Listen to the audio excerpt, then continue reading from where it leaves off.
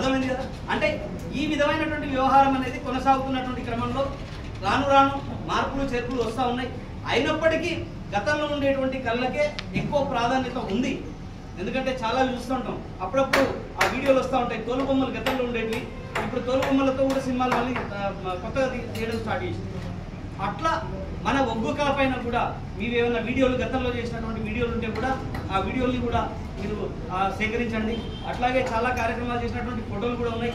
ఆ ఫోటోల్ని కూడా ఒక ఫైల్ తయారు చేసుకొని వస్తే దానిపైన 100% ఆ కల్చర్ మినిస్టర్ ఏదైతే ఉన్నారో ఆయన దగ్గర రవీంద్ర భారతిలోనే ఉంటుంది ఆయనకి ఆఫీస్, కాబట్టి ఆల్రెడీ గతంలో కలిసి ఉంటారు మీరు.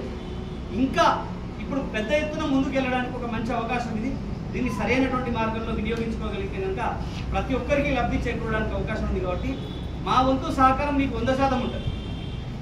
మీ వంతు ప్రయత్నం కలిసి వచ్చేటువంటి విధానం, ఎందుకంటే మనకు రావాల్సిన లబ్ధిలు మనకు వచ్చిన తర్వాత మన మధ్యన ఏమైనా దేశాజాలు ఏమైనా ఉంటే కదా అవి పక్కన పెట్టాలి.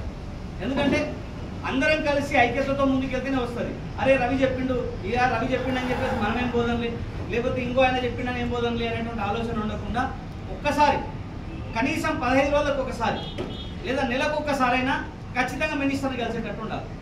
అంటే ఈరోజు మనం రిప్రజెంటేషన్ ఇస్తే ఒక 10 రోజులు 15 రోజులు వాళ్ళు టైం తీసుకుంటారు, మళ్ళీ 15 రోజుల తర్వాత వెళ్ళి మళ్ళీ ఒకసారి రిమైండ్ చేయాలి. అంటే కనీసం ఒక 2-3 నెలలు మనం వాళ్ళని ఈ విధంగా గట్టిగా బలంగా కనుక ప్రయత్నం చేస్తే 100% వాళ్ళు దీనిపైన ఏదో రకమైనటువంటి నిర్ణయం తీసుకోవడానికి అవకాశం ఉంటుంది, లేదా అసెంబ్లీలో దీనిపైన ఒక చర్చ లేవనెత్తడానికి అవకాశం ఉంటుంది. వీటన్నింటికి కూడా అవకాశం రావాలంటే మీరందరూ కూడా ఐకమత్యంతో ముందుకు రావాలి.